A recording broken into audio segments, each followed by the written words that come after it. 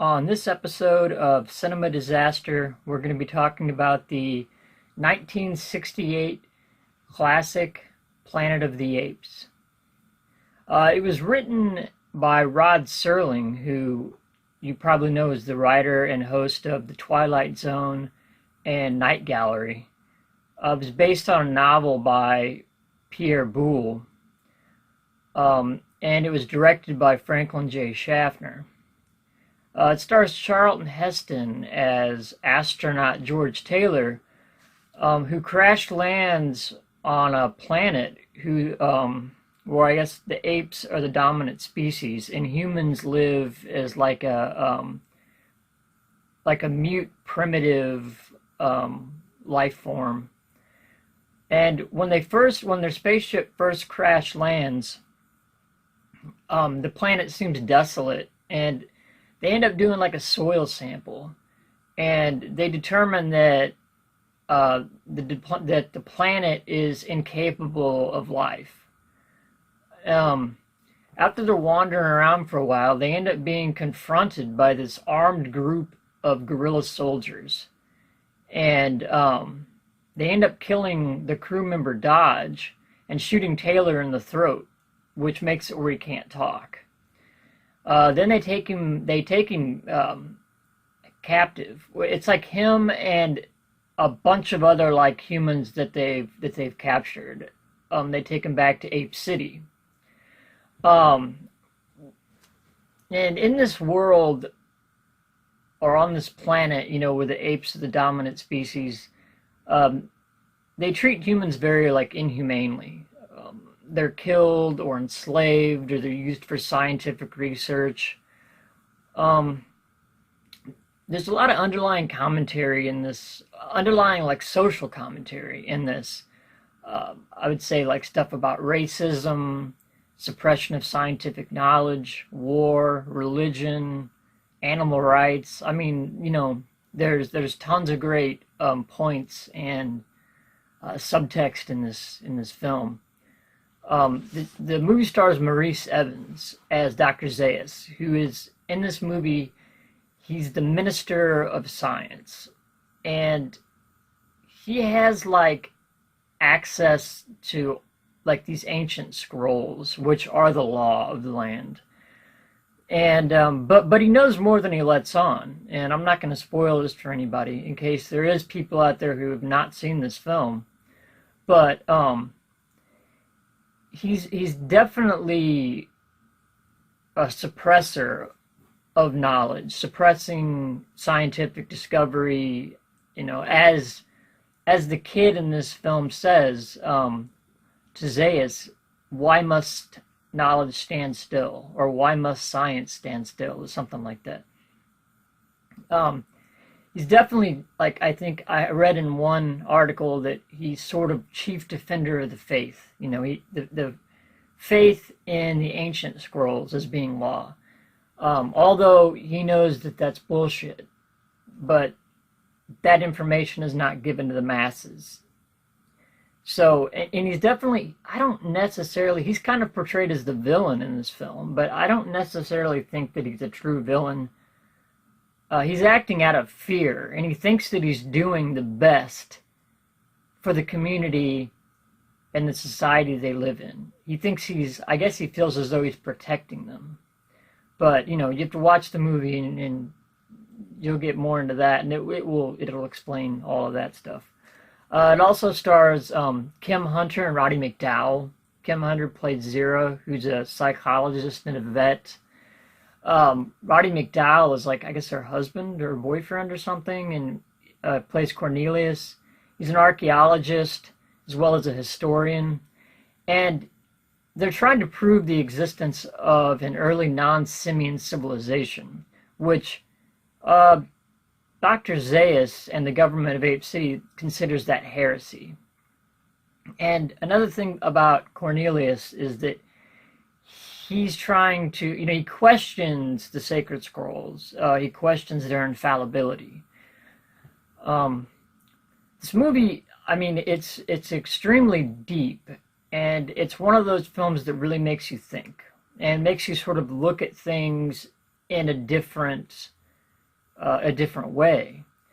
It also stars Linda Harrison as Nova, who is a primitive human that lives on the planet that ends up becoming friends with Taylor, and sort of I don't know, they sort of have a love interest thing kind of going on. This movie was also it was produced by Arthur P. Jacobs, and the script was later revamped by Michael Wilson, who Michael Wilson was actually he was blacklisted from Hollywood during the era of McCarthyism because I guess they thought he was a communist, or they accused him of being a communist or something like that. But this is definitely one of my favorite films of all time. I definitely think the acting is incredible, and the cinematography is amazing. And you know, as being a young filmmaker, when I used to be involved with indie filmmaking and script writing and things, this was one of those movies. You know, everybody that's into making their own films, you know, they always have like a handful of movies that they're like, they wish they made. This is absolutely one of them for me.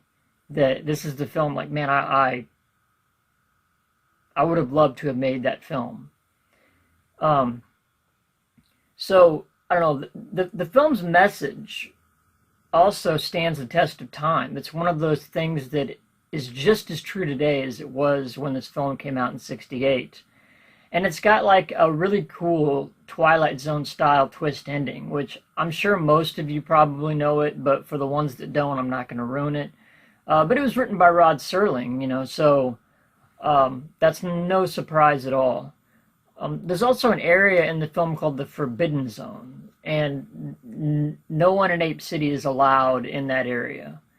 And once again, I won't ruin why not, but you'll have to watch the movie to find out. This movie ended up spawning 4 sequels. There was Beneath the Planet of the Apes, which came out in 1970, and I think that's the best sequel of the 4. I think it picks up right where this story leaves off, and Kem Hunter comes back and reprises her role as Zira.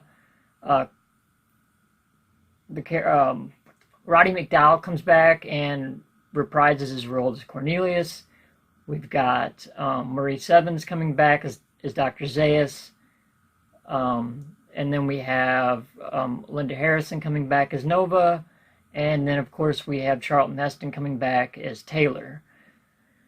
The other films in the sequel the other sequels in the film series were Escape from Planet of the Apes, Conquest for the Planet of the Apes, and Battle for the Planet of the Apes, or Battle of the Planet of the Apes.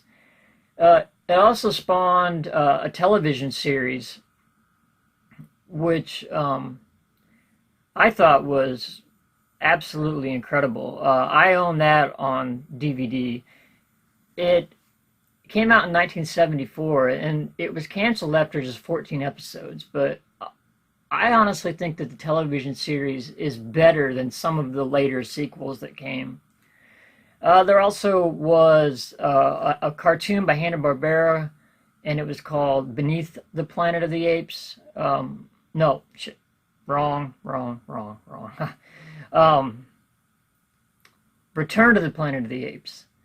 That was in 1975, and it was canceled after 13 episodes. I have that on DVD as well. I mean, it's cool. It's not as cool as the television series, but it's definitely worth checking out.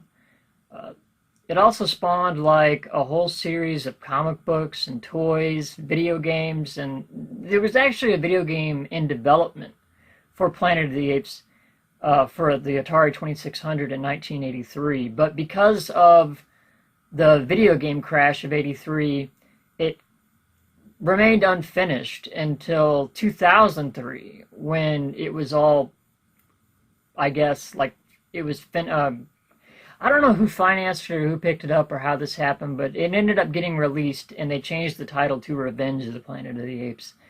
And then there was a game that came out in 2017 called Planet of the Apes: The Last Frontier. Tim Burton did a remake of this in 2001. And then, of course, there's the modern reboots. We had Rise of the Planet of the Apes in 2011, Dawn of the Planet of the Apes in 2014 and War of the Planet of the Apes in 2017. And I read an article online this year that claims that future feature films in this reboot series are a possibility. That I think they're throwing around ideas for those. So, there could be other Planet of the Apes films in the future. So this is absolutely one of the greatest science fiction films of all time. If you like post-apocalyptic sci-fi, if you like, Rod Serling's works, yeah, I don't know. It's definitely one of the best films of the 60s, and absolutely the best film of 1968, in my opinion. So, and check out Planet of the Apes and Beneath the Planet of the Apes. And until next time, keep watching. Does man, that marvel of the universe, that glorious paradox who sent me to the stars, still make war against his brother?